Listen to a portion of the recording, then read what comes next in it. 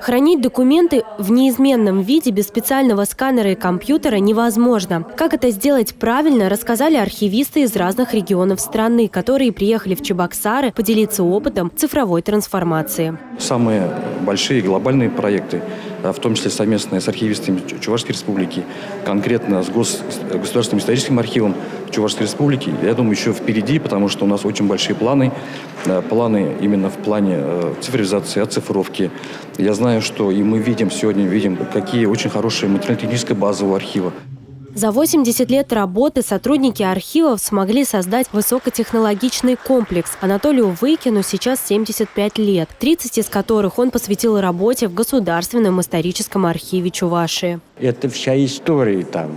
Ты история не по рассказам, не по книжкам, а фактически по документам изучаешь.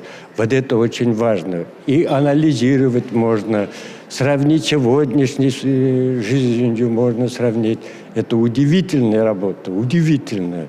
Удивительное еще и от того, что множество городов объединяются и обмениваются данными, делятся копиями ценных документов и по крупицам собирают не только историю отдельных республик, но и историю России. Мы же очень близкие регионы, не только территориально, но и какие-то административно-территориальные изменения тоже нас касались. Как часть районов впоследствии вошла в состав нашей области. То есть вот такой обмен происходил, и это, конечно, очень интересно.